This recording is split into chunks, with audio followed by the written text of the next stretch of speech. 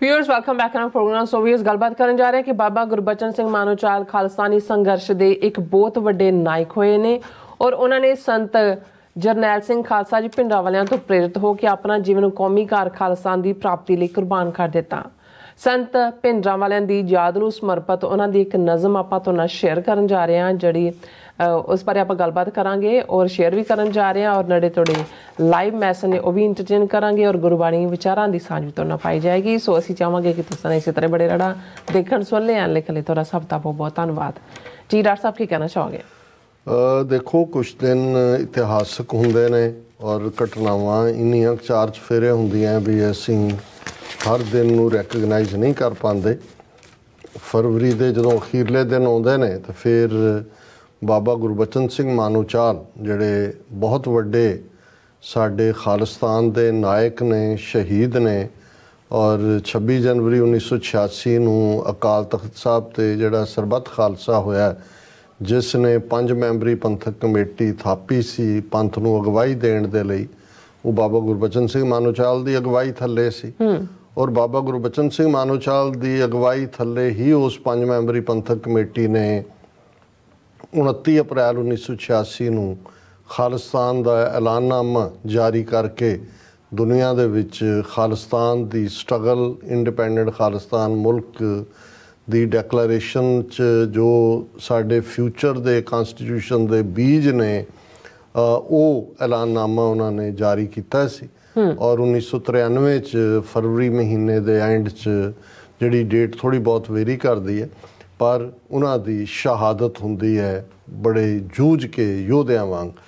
और असी समझते हैं भी जदों असी उस ये भी ठीक है कि संघर्ष कुछ वो लोग भी आए उपर तक गए, पर जदों परख दा वेड़ा आया वो अपने आप नूं उस दे अनुकूल साबित नहीं कर सके।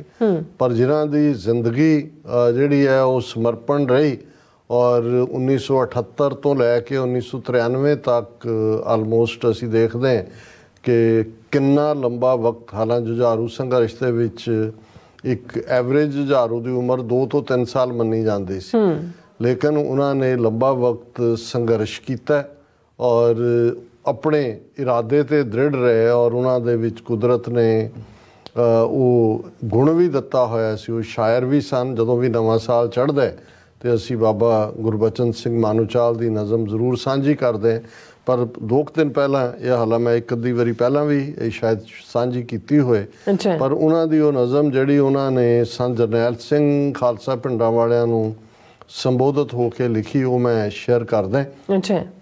और इहदे च उन्हां दा वो डिटरमीनेशन है कि जिस रस्ते ते तुसी तोरिया सी, तुहाडी प्रेरणा दे नाल असी तुरे सी यारा, उन्होंने असी अखीरले साह तक निभावांगे।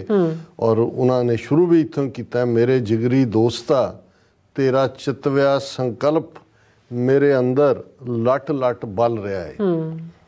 मेरे जिगरी दोस्ता तेरा चितव्या संकल्प मेरे अंदर लट लट बल रहा है। तेरे सुपनियां नूं साकार करन दी खातर असी अपने अरमानां नूं सूली टंग दिता है। जिहड़ी क्षमा तू बाल के दे गया यारा, वो अज भांबड़ बन मची ते असी उसनूं प्रचंड करन दे वास्ते अपना खून तेल दी थां पा रहे हैं। मैनू पता है उत्थों कदे कोई वापस नहीं आया। जिस जहान तू तुर गया यारा, ऐ पर मैं मन की तसल्ली लई चाहुंदा ते कहंदा हाँ कि तू आ ते आके वेख अखीं कि तेरे नक्शे कदमां उत्ते तुर के असीं किन्ना पैंडा तय कर लिया है। ते नाले वेख कि घर घर विचों पतंगे किवें क्षमा तो कुर्बान होण लई आ रहे ने। तेरी सोच अते तेरा संकल्प मेरे कोल है ते कसम तू भी कदे दूर नहीं होया। तेरी सोच ते तेरा संकल्प मेरे कोल है ते कसम तू भी कदे दूर नहीं होया। असी हिरदे विच सांभ के रखी हुई है तेरे विचारां दी सुच्ची जई पग। असी हिरदे विच सांभ के रखी हुई है ਤੇਰੇ ਵਿਚਾਰਾਂ ਦੀ ਸੁੱਚੀ ਜਿਹੀ ਪੱਗ, ਉੱਚਾ ਹੋ ਕੇ ਵੀ ਤੂੰ ਨੀਵਿਆਂ ਨੂੰ ਯਾਰ ਆਖਿਆ ਸੀ, ਇਹੋ ਤਾਂ ਤੇਰੀ ਵਡਿਆਈ ਸੀ ਯਾਰਾ। ਉੱਚਾ ਹੋ ਕੇ ਵੀ ਤੂੰ ਨੀਵਿਆਂ ਨੂੰ ਯਾਰ ਆਖਿਆ ਸੀ, ਇਹੋ ਤਾਂ ਤੇਰੀ ਵਡਿਆਈ ਸੀ ਯਾਰਾ। ਅਸੀਂ ਨੀਵੇਂ ਤੇ ਨਿਮਾਣੇ ਜ਼ਰੂਰ ਹਾਂ ਪਰ ਕਮੀਨੇ ਨਹੀਂ, ਯਾਰ ਦੀ ਪੱਗ ਨੂੰ ਦਾਗ ਨਹੀਂ ਲੱਗਣ ਦਿਆਂਗੇ। ਬਿਲਕੁਲ। ਅਸੀਂ ਨੀਵੇਂ ਤੇ ਨਿਮਾਣੇ ਜ਼ਰੂਰ ਹਾਂ ਪਰ ਕਮੀਨੇ ਨਹੀਂ, ਯਾਰ ਦੀ ਪੱਗ ਨੂੰ ਦਾਗ ਨਹੀਂ ਲੱਗਣ ਦਿਆਂਗੇ। ਸੀਸ ਦਿਆ ਪਰ ਸਿਰਰ ਨਾ ਦਿਆ ਦੀ ਦੁਆ ਮੰਗਦਾ ਹਾਂ, ਆਜ਼ਿਜ਼ ਹੋ ਕੇ ਮੈਂ ਆਪਣੇ ਖੁਦਾ ਪਾਸੋਂ ਤੇ ਤੈਨੂੰ ਸਾਲਸੀ ਮੰਨ ਕੇ ਦੁਹਰਾਉਂਦਾ ਪ੍ਰਣ ਕਿ ਤੇਰੇ ਸੰਕਲਪ ਨੂੰ ਮੂਰਤੀ ਮਾਨ ਕਰਾਂਗਾ।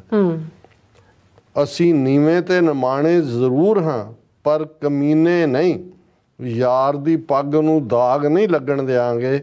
ਸੀਸ ਦਿਆ ਪਰ ਸਿਰਰ ਨਾ ਦਿਆ ਦੀ ਦੁਆ ਮੰਗਦਾ ਹਾਂ, ਆਜ਼ਿਜ਼ ਹੋ ਕੇ ਮੈਂ ਆਪਣੇ ਖੁਦਾ ਪਾਸੋਂ ਤੇ ਤੈਨੂੰ ਸਾਲਸੀ ਮੰਨ ਕੇ ਦੁਹਰਾਉਂਦਾ ਪ੍ਰਣ ਕਿ ਤੇਰੇ ਸੰਕਲਪ ਨੂੰ ਮੂਰਤੀ ਮਾਨ ਕਰਾਂਗਾ। ਪਰ ਇਹ ਵੀ ਮੈਂ ਯਾਦ ਦਹਾਨੀ ਕਰਵਾ ਦਿਆਂ ਕਿ 2 ਮਾਰਚ ਜਿਹੜਾ ਕਿ ਬੀਤਿਆ ਸੈਚਰਡੇ ਸੀ, ਸਰ ਕਪੂਰ ਸਿੰਘ ਜਿਹੜੇ 20ਵੀਂ ਸਦੀ ਦੇ ਮਹਾਨ ਸਿੱਖ ਫਿਲਾਸਫਰ ਨੇ, ਉਹਨਾਂ ਦਾ ਜਨਮ ਦਿਨ ਸੀ। ਕਿਉਂਕਿ ਜੇ ਵਰਕਿੰਗ ਡੇ 'ਚ ਆਉਂਦਾ ਤੇ ਅਸੀਂ ਉਹ ਦਿਨ ਉਹਨਾਂ ਦੀ ਯਾਦ ਨੂੰ ਸਮਰਪਿਤ ਕਰਦੇ ਹਾਂ। ਵੈਸੇ ਤਾਂ ਮੇਰੀ ਕੋਈ ਵੀ ਪ੍ਰੈਜੈਂਟੇਸ਼ਨ, ਉਹ ਲੈਕਚਰ ਹੋਏ ਜਾਂ ਲਿਖਤ ਹੋਏ, ਉਹ ਸਰ ਕਪੂਰ ਸਿੰਘ ਔਰ ਸੰਤ ਜਰਨੈਲ ਸਿੰਘ ਭਿੰਡਰਾਂਵਾਲਿਆਂ ਦੇ ਯੋਗਦਾਨ ਨੂੰ ਰੈਕਗਨਾਈਜ਼ ਕਰਨ ਤੋਂ ਬਿਨਾਂ ਕਦੇ ਵੀ ਮੁਕੰਮਲ ਨਹੀਂ ਹੁੰਦੀ। ਸੋ ਅਸੀਂ ਸਮਝਦੇ ਹਾਂ ਕਿ ਸਰ ਕਪੂਰ ਸਿੰਘ, ਉਹਨਾਂ ਨੇ ਜੋ ਖੁਦ ਜਰਿਆ ਸਿਆ ਔਰ ਉਸ ਸਾਰੀ ਕਹਾਣੀ ਨੂੰ, ਗੁਲਾਮੀ ਦੀ ਦਾਸਤਾਨ ਨੂੰ ਸਾਚੀ ਸਾਖੀ ਦੇ ਰੂਪ 'ਚ ਜਗਜ਼ਾਰ ਕੀਤਾ। ਉਹ ਹਰ ਜਿਹੜਾ ਵੀ ਖਾਲਿਸਤਾਨੀ ਇਸ ਰਾਹ ਦਾ ਪਾਂਧੀ ਹੈ ਜਾਂ ਜਿਹੜਾ ਸਿੱਖ ਹੋਣ ਦਾ ਵੀ ਆਪਣੇ ਆਪ ਨੂੰ ਜਿਹੜਾ ਹੈ ਉਹ ਦਾਅਵੇਦਾਰ ਮੰਨਦਾ ਹੈ, ਉਹ ਜ਼ਰੂਰ ਪੜ੍ਹੇ ਤਾਂ ਕਿ ਅਹਿਸਾਸ ਹੋਏ ਕਿ ਜਿਹੜਾ ਸੰਕਲਪ ਬਾਬਾ ਮਾਨੋਚਾਲ ਨੇ ਸੰਤ ਜਰਨੈਲ ਸਿੰਘ ਖਾਲਸਾ ਭਿੰਡਰਾਂਵਾਲਿਆਂ ਦੀ ਪਰਸਨੈਲਿਟੀ ਨੂੰ ਲੈ ਕੇ ਤੇ ਸੀਸ ਦਿਆ ਪਰ ਸਿਰ ਨਾ ਦਿਆ ਦੇ ਆਸ਼ੇ ਦੇ ਨਾਲ ਨਾਲ ਉਸ ਸੰਕਲਪ ਦੀ ਪੂਰਤੀ ਵੱਲ ਪਹੁੰਚਣ ਦੀ ਗੱਲ ਕੀਤੀ, ਉਹ ਮੁਕੰਮਲ ਹੁੰਦਾ ਹੈ ਜਦੋਂ ਤੁਸੀਂ ਸਰ ਕਪੂਰ ਸਿੰਘ ਔਰ ਸੰਤ ਭਿੰਡਰਾਂਵਾਲੇ, ਉਹਨਾਂ ਦੋਨਾਂ ਸ਼ਖਸੀਅਤਾਂ ਨੂੰ 20ਵੀਂ ਸਦੀ ਦੀ ਸਮਝਦੇ ਹੋ ਕਿ ਭਾਈ ਇਹ ਕੀ ਲੜਾਈ ਹੈ। ਜੀ ਡਾਕਟਰ ਸਾਹਿਬ, ਤੁਹਾਡਾ ਬਹੁਤ ਬਹੁਤ ਸ਼ੁਕਰੀਆ। ਹੁਣ ਆਪਾਂ ਆਪਣੇ ਵਿਊਅਰਸ ਜਿਹੜੇ ਮੈਸੇਜ ਨੇ ਉਹ ਲੈਣ ਜਾ ਰਹੇ ਹਾਂ YouTube ਦੇ ਉੱਪਰ। ਸਭ ਦਾ ਸ਼ੁਕਰੀਆ ਅਦਾ ਕਰਦੇ ਹਾਂ। ਤੁਸੀਂ ਬਹੁਤ ਹੀ ਵਧੀਆ ਸਾਨੂੰ ਮੈਸੇਜ ਲਿਖਦੇ ਹੋ ਔਰ ਲਿਖਦੇ ਰਹੋ ਔਰ ਜਿਉਂਦੇ ਰਹੋ, ਵਸਦੇ ਰਹੋ, ਹੱਸਦੇ ਰਹੋ ਔਰ ਸਾਡੇ ਨਾਲ ਇਸੇ ਤਰ੍ਹਾਂ ਹੀ जुड़े रहो। इंद्रजीत सिंह संधू फतेह बुलांदे ने, अमरजीत सानी फिर हरदीप सिंह जी और कुलदीप कौर जी, लखविंदर सिंह औल, कपाल सिंह जी सानू फतेह बुलांदे ने, खालसा जिंदाबाद कहते हैं। नेपाल और मियाँ सरवर जी कहते कि डॉक्टर साहब you are my elder brother and Neelam Kaur is my beti and I'm a Muslim Punjabi from Lahore. Thank you so much. इन्ने प्यार ਲਈ, इन्ने सत्कार ਲਈ, इन्नी अपनत ਲਈ। हाँ जी। हरमन पन्नू जी और इसी तरह सानू ये खालसा जिंदाबाद कहते हैं। रणजीत सिंह जी कहते डॉक्टर साहब नीलम कौर जी TV 84 दी सारी टीम है ते बाकी सब खालसानियां नू वाहिगुरू जी का खालसा वाहिगुरू जी की फतेह। खालसा जिंदाबाद। अमरीका सिंदर फिर Azad Singh only one solution Khalistan bureau कहते हैं। एंड सुखविंदर सिंह जी खालिस्तान जिंदाबाद कहते हैं और फिर इसी तरह सानू फतेह बुलाते हैं। फिर इसी तरह अमरीक संदर कहते डॉक्टर साहब जी ये गल कहनी जरूरी है कि साडे मतभेद होणगे। एंड बसरा 4759 जी। एंड फिर इसी तरह सिंह नवजोत बलजीत बरैच, लखवीर सिंह कलारी, ये सब सानू फतेह बुलाने खालसा जिंदाबाद कहते हैं। फिर इसी तरह सतनाम ढिल्लों जी कहते हैं कि डॉक्टर साहब जी जेकर कल नूं ट्रंप की सरकार आ जाती है तो कि वो भी सिख कौम का साथ देवेगी जां नहीं? देखो ये जिहड़ी वाइट हाउस की सियासत है इनू भी अल्टीमेटली पेंटागन रन करता है, उन्होंने अपनी डीप स्टेट है। सो मेरा नहीं ख्याल कि कोई जिहड़ा खास तौर पर ट्रांसनैशनल रिप्रैशन है इस मुद्दे ते ट्रंप की पहुँच भी उही होएगी, क्योंकि कोई अमेरिकन प्रेजिडेंट नहीं चाहेगा कि थर्ड रेट इंडिया वर्गी पावर आके अमरीकन सिटीजनस की जान का खाऊ बने। सो कुल मिला के सोसाइटी तो जी है वो काफ़ी पोलराइज हुई है इस मुद्दे ते। ਅੰਦਰੂਨੀ ਕੁਛ ਹੋਰ ਜਿਹੜੀ ਹੈ ਪੋਲਰਾਈਜੇਸ਼ਨ ਹੋਏਗੀ ਜ਼ਰੂਰ, ਲੇਕਿਨ ਟਰਾਂਸਨੈਸ਼ਨਲ ਡਿਪਰੈਸ਼ਨ ਦੇ ਮੁੱਦੇ ਦੇ ਉੱਤੇ ਟਰੰਪ ਦੀ ਅਪਰੋਚ ਵੀ ਉਹੀ ਹੋਏਗੀ ਜਿਹੜੀ ਕਿ ਕਰੰਟ ਐਡਮਿਨਿਸਟ੍ਰੇਸ਼ਨ ਜੀ। ਮਿਸ਼ਰਾ ਸਿੰਘ, ਜਸਪਾਲ ਸਿੰਘ, ਜਤਿੰਦਰ ਸਿੰਘ, ਗੁਰਮੁਖ ਸਿੰਘ ਐਂਡ ਜਸਵੀਰ ਕੌਰ ਔਰ ਦਲਜੀਤ ਪਾਲ। ਜਸਵਿੰਦਰ ਸਿੰਘ ਸਾਨੂੰ ਫਤਿਹ ਬੁਲਾਉਂਦੇ ਨੇ, ਔਰ ਜਸਵਿੰਦਰ ਸਿੰਘ ਕਹਿੰਦੇ ਨੇ ਗੁਰਫਤਿਹ ਜੀ, ਅਡਾਨੀਆਂ ਦੀ ਪ੍ਰੀ ਵੈਡਿੰਗ ਦੇਖ ਕੇ ਮਦਾਰੀ ਦਾ ਖੇਡ ਯਾਦ ਆ ਗਿਆ, ਕਿਵੇਂ ਮਦਾਰੀ ਬਾਂਦਰ ਤੇ ਬਾਂਦਰੀ ਨੂੰ ਨਚਾਉਂਦਾ ਹੁੰਦਾ। ਬਿਲਕੁਲ ਠੀਕ ਹੈ। ਹਾਂਜੀ। ਇੰਦਰਜੀਤ ਜੋੜ ਇੱਕ ਬਾਂਦਰੀ ਨੇ, ਬਹੁਤ ਬਾਂਦਰੀਆਂ ਤਿੰਨ ਚਾਰ ਵੀ ਬੜੇ ਸੀ। ਹਾਂਜੀ। ਇੰਦਰਜੀਤ ਜੋੜ ਕਹਿੰਦੇ ਨੇ ਕਿ 3-4 ਨਿਆਣਿਆਂ ਦੀ ਰਵਾਇਤ ਚਾਲੂ ਕਰਨ ਦੀ ਜ਼ਰੂਰਤ ਹੈ। ਜਸਵੀਰ ਬਰਾਜ ਜੀ ਐਂਡ ਅਮਰ ਸਿੰਘ, ਫਿਰ ਨਿਹੰਗ ਸਿੰਘ ਜੀ ਕਹਿੰਦੇ ਨੇ ਕਿ ਇੱਕ ਦਰਵੇਸ਼ ਯੋਧਾ ਬਾਬਾ ਮਾਨੋ ਚਾਹਲ, ਔਰ ਬਹੁਤ ਹੀ ਵਧੀਆ ਕਵਿਤਾ ਇਹਨਾਂ ਨੇ ਕਿਹਾ। ਹਾਂਜੀ। ਆਮ ਡਨ। ਹਾਂਜੀ। ਇੱਕ ਅਸੀਂ ਇਹ ਦੱਸ ਦਈਏ ਕਿ ਸ਼ਾਇਦ ਇੱਕ ਸਾਡੀ ਈਮੇਲ ਜਿਹੜੀ ਹੈ ਉਹ ਚਾਲੂ ਹੋ ਗਈ ਹੈ। ਤੁਸੀਂ ਕਿਉਂਕਿ ਟੈਸਟ ਈਮੇਲ ਅਸੀਂ ਕਰਕੇ ਦੇਖੀ, ਉਹਨਾਂ ਨਾਲ ਰਾਬਤਾ ਕਰਨ ਤੋਂ ਬਾਅਦ ਉਹ ਸਾਨੂੰ ਵਾਪਸ ਠੀਕ ਆਈ ਹੈ। ਸੋ ਤੁਸੀਂ ਜਿਹੜੇ ਸਾਡੇ ਵਿਊਅਰ ਖਾਸ ਤੌਰ 'ਤੇ ਸਾਨੂੰ ਮੈਸੇਜ ਲਿਖਦੇ ਸੀ, ਉਹ ਜ਼ਰੂਰ ਜਿਹੜਾ ਹੈ ਉਹ ਰਿਵਾਈਵ ਕਰੋ। ਮੇਰਾ ਖਿਆਲ ਹੈ ਵੀ ਪ੍ਰੋਬਲਮ ਹੋਣੀ ਨਹੀਂ ਚਾਹੀਦੀ। ਫੇਸਬੁੱਕ ਦੇ ਉੱਤੇ ਜਸਬੀਰ ਸਿੰਘ, ਦਵਿੰਦਰ ਸਿੰਘ, ਉਹਨਾਂ ਦੀ ਫਤਿਹ ਹੈ। ਸਾਡੇ ਵੀਰ ਬੌਬ ਸਿੰਘ, ਉਹਨਾਂ ਨੇ ਲਿਖਿਆ, ਡਾਕਟਰ ਸਾਹਿਬ ਰਾਜ ਦੀ ਤਾਕਤ ਹੈ ਜੀ, ਕਿੰਗ ਖਾਨ, ਸ਼ਾਹਰੁਖ ਜੈ ਸ਼੍ਰੀ ਰਾਮ ਬੋਲਦਾ ਵੇਖਿਆ, ਸਲਮਾਨ ਜੋ ਆਪਣੇ ਆਪ ਨੂੰ ਭਲਵਾਨ ਕਹਿੰਦਾ ਰਿਹਾ, ਉਹਨੂੰ ਅੰਬਾਨੀ ਦੇ ਬੁਲਬੁਲੇ ਪੁੱਤ ਨੇ ਚੁੱਕ ਕੇ ਦਾਵਾ ਠੋਕ ਦਿੱਤਾ ਕਿ ਰਾਜ ਸਾਡਾ ਹੈ ਤੇ ਭਲਵਾਨ ਅਸੀਂ ਹਾਂ। ਦਲਜੀਤ ਵਰਗੇ ਨਚਾਰ ਸਟੇਜ ਤੇ ਨਚਵਾ ਦਿੱਤੇ ਤੇ ਕਿਸਾਨਾਂ ਨੂੰ ਇਸ਼ਾਰਾ ਦਿੱਤਾ ਕਿ ਤੁਹਾਡਾ ਜਾਇਆ ਸਾਡੀ ਮਹਿਫਲ ਦੀ ਰੌਣਕ ਲਈ ਕਿਰਾਏ ਤੇ ਸੱਦਿਆ ਕਿ ਦੱਸਿਆ ਰਾਜ ਹਮਾਰਾ ਹੈ। ਪਰ ਇਹਨਾਂ ਨੂੰ ਮੈਂ ਦੱਸ ਦੇਣਾ ਚਾਹਾਂਗਾ ਕਿ ਰਾਜ ਔਰੰਗਜ਼ੇਬ ਦਾ ਵੀ ਸੀ, ਪੁੱਤ ਉਹਨੇ ਵੀ ਵਿਆਹਿਆ ਹੋਏਗਾ, ਵਿਖਾਵਾ ਇਸ ਤੋਂ ਵੀ ਸ਼ਾਇਦ ਵੱਧ ਕੀਤਾ ਹੋਏਗਾ, ਪਰ ਉਹ ਅੱਜ ਕਿੱਥੇ ਹੈ? ਰਾਜ ਉਹਦਾ ਵੀ ਨਹੀਂ ਰਿਹਾ ਤੇ ਰਹਿਣਾ ਇਹਨਾਂ ਦਾ ਵੀ ਨਹੀਂ। ਬਿਲਕੁਲ ਠੀਕ ਫਰਮਾਇਆ ਬੌਬ ਸਿੰਘ ਜੀ, ਬਹੁਤ ਬਹੁਤ ਸ਼ੁਕਰੀਆ।